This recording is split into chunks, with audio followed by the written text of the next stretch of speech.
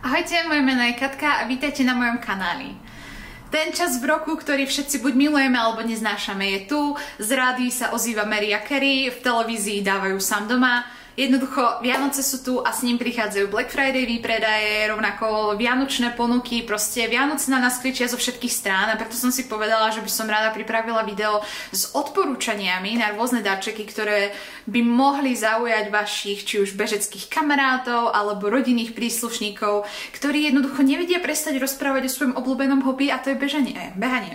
A vzhľadom k tomu, že vy ste pravdepodobne veľmi dobrý priateľ, chcete ich v tom podporiť a chcete im dať niečo, o čom vás budú znova môcť otrávať tým, že o tom budú neustále rozprávať. A vzhľadom k tomu, že sama behám, tak mám takú predstavu, čo by sa mne páčilo ako bežcovi a možno by to bolo niečo, čo zaujíme aj vašich priateľov. Toto video rozdelím na dva typy takých darčekov, kde prvý darček to sú také tie virtuálne, to znamená, že všetky darčekové karty, poukazy a tak podobne. Jednoducho také tie last minute darčeky, keď ste na to totálne zabudli, ste jeden z tých ľudí, ktorý je totálne busy a jednoducho potrebujete niečo, čo iba vytlačíte, hodíte do obálky, dáte človeku done, alebo máte toho kamaráta, ktorý má všetko, jednoducho mu nič neviete vybrať a toto je najbezpečnejší darček, alebo jednoducho nemáte čas niečo nakupovať online, ten človek býva na druhej strane zemegule, nedokážete mu to poslať a tak podobne. To bude kategória pre vás.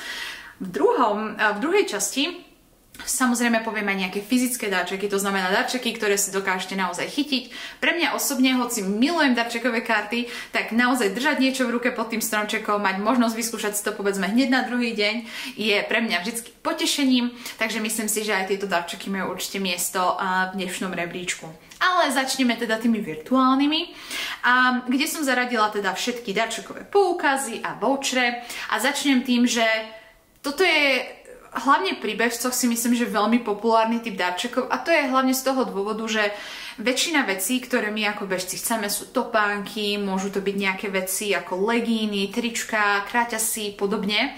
A toto sú veci, ktoré sú neskutočne individuálne a naozaj závisí od strihu, od modelu, od topánky, ktorá veľkosť vám sadne a aj keď toho človeka dobre poznáte a žije s vami v domácnosti a vy sa pozrite na jeho topánky a poviete si, on nosí 42, kúpim mu 42 a všetko bude v pohode. Bohužiaľ neplatí to a preto pri bežcoch naozaj neodporúčam, pokiaľ naozaj neviete, že toto je jeho veľkosť, tento model už mal a kupujete mu iba ďalší model, alebo viete, že ten človek si kúpil niečo od nejakej značky a vy mu iba kúpite tú istú vec v inej farebnej kombinácii napríklad, tak by som to úplne neriskovala, aby ste vlastne tomu človeku ako ušetrili ten čas, ktorý potom bude musieť stráviť tým, že sa bude snažiť vymeniť ten darček a podobne. Takže prvé, čo odporúčam, je určite nejaká darčeková karta, buď do nejakého lokálneho bežeckého obchodu, aby si ten človek mohol ísť priamo vyskúšať nejaké topánky, o ktoré má záujem, alebo nejaký iný running gear, ktorý by ho mohol zaujať.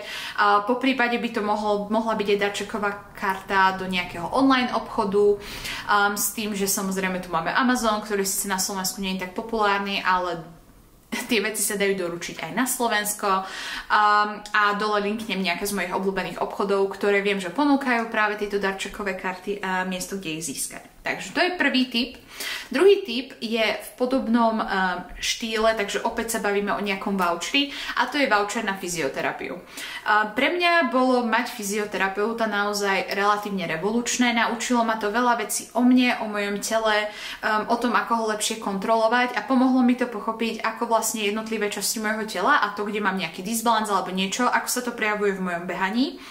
A je to rozhodne niečo, čo pomôže posunúť behanie vašeho priateľa alebo vašeho rodinného príslušníka na nový level, pretože mu to umožní možno vyhnúť sa nejakým zraneniam a rovnako mu to pomôže v rýchlosti, pretože zvýši ekonomiku svojho behu a podobne. Takže to je určite niečo, čo by som odporúčala. Ak vy osobne poznáte nejakého fyzioterapeuta, tak to je samozrejme ideálne, v opačnom prípade načítať si recenzie, alebo rovnako existujú aj online fyzioterapeuti. Ja dole linknem moju obľúbenú fyzioterapeutku, alebo teda spoločnosť, ktorá oni majú viacerých fyzioterapeutov a viem, že robia aj online tréningy, takže ak ich chcete podporiť, tak link bude dole. Potom tretí a posledný takýto virtuálny voucher, darčeková karta, tak by bol vlastne poukaz na športovú masáž, pretože povedala by som, že masáže stále v našich končinách, pri našich platoch patria do kategórie luxusu, teda nemôžeš si to dovoliť každý a mať to každý týždeň, dokonca ani raz za mesiac si to mnoho ľudí nemôže dovoliť, ba povedala by som, že niektorí ani niekoľkokrát do roka, preto si myslím, že je naozaj veľmi pekné, ak niekomu dokážete darovať voucher na, ja neviem, 2, 3, 4 masáže, dokonca aj keby to bola iba jedna masáž, pretože nie je nič lepšie, ako keď sa profesionál naozaj pozrie na vaše zničené nohy, dobre to premasíruje, uvoľní tie svaly a tak podobne. Takže minimálne ja by som takýto darček naozaj ocenila. Takže tým by som uzatvorila vlastne kategóriu všetkých týchto virtuálnych darčekov, tzv. Last minute darčekov a poďme teraz na tie fyzické darčeky. Tam to rozdelím podľa toho, pre akú osobu kupujete. Takže v prvom rade, pokiaľ kupujete pre osobu, ktorá má rada také tie spomienky, je naozaj sentimentálna, pri každom nejakom behu, preteku si dáva vyrezávať medailu, necháva si všetky trička a tak podobne. Takí tí zberateľskí ľudia. Tak by som naozaj odporúčila nejaký personalizovaný poster, ak viete nejaký ich čas z posledného maratónu, polmaratónu, alebo čas nejakej obľúbenej trasy, ktorú behajú, tak je množstvo ľudí na internete, ktorí sa zaoberajú tým, že vlastne vám vyrobia na mieru poster, na ktorom bude ich čas, bude tam tá trasa, bude tam názov toho maratónu. A myslím si, že toto je naozaj pekný dáček pre týchto sentimentálnejších ľudí, pretože je to pekný spôsob, ako si spomenúť na nejakú peknú spomienku s behom, s ich obľúbeným hobby, ktoré majú.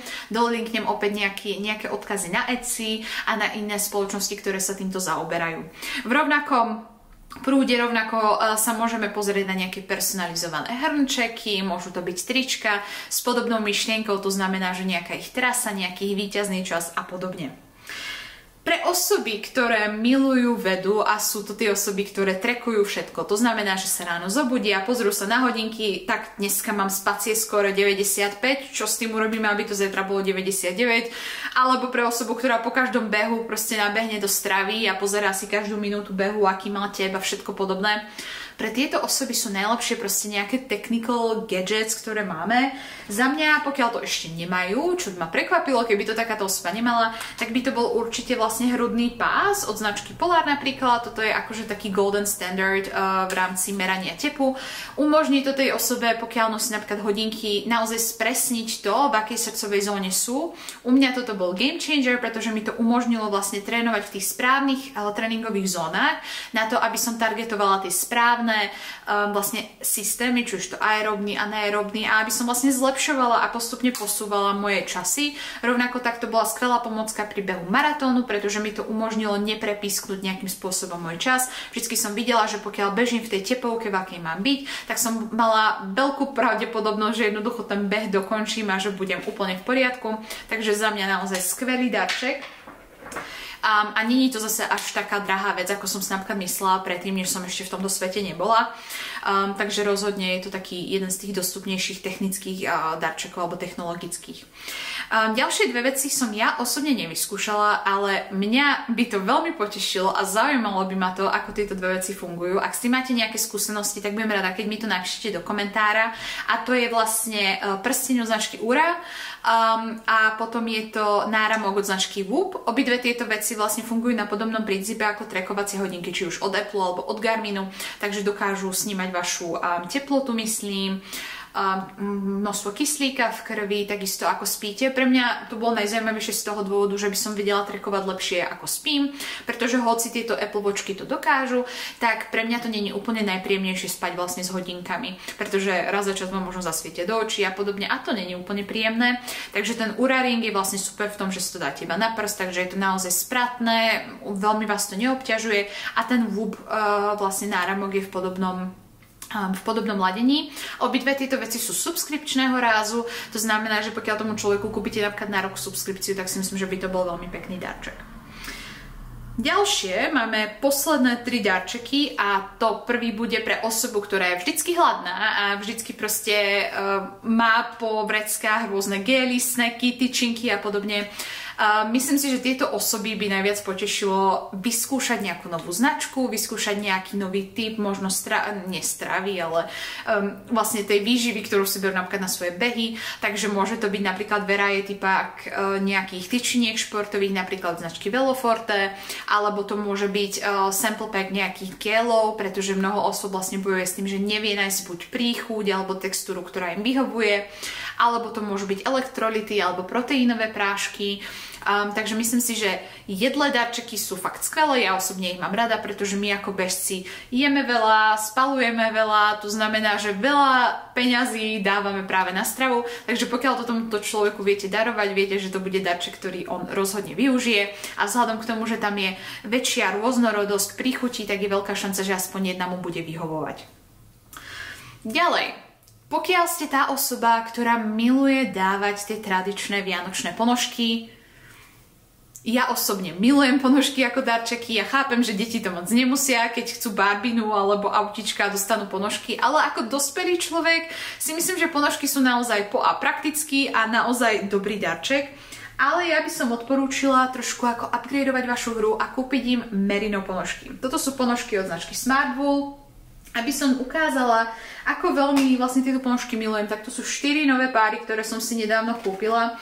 Čo je na týchto ponožkách také skvelé je, že vlastne sú vyrobené presne na beh. Máte ponožky, ktoré majú lepší, ako že sú také mäkšie, potom máte tenšie ponožky, majú ponožky na turistiku, ponožky na bežný život a sú veľmi dlho trvajúce, akože majú veľmi dobrú životnosť. Tie, čo ja mám, tak tie zatiaľ držia úplne perfektne a zabehla som v nich napríklad aj ten maratón a skvele odvádzajú vlhkosť, čo ich robí skvelými parťákmi, napríklad keď premoknete a tak podobne, pretože to behanie je potom oveľa príjemnejšie, nie je to také zlé, ako by si človek na prvý krát myslel. A rovnako je to skvelý darček, pokiaľ vašej druhej polovičke napríklad smrdia nohy, pretože merino má tú úžasnú vlastnosť, že tak strašne nesmrdí a v mojej skúsenosti nesmrdia takmer nikdy. Už naozaj ich musíte mať dlho na sebe, aby začali smrdieť. Takže to by boli moje upgradenuté ponožky, ktoré by som odporúčila. Táto značka samozrejme vyrába aj iné veci, takže pokiaľ by ste nevedeli niekoho číslo alebo tak im môžete kúpiť ako čapičku alebo rukavice a tak podobne. Myslím, že to všetko využijú.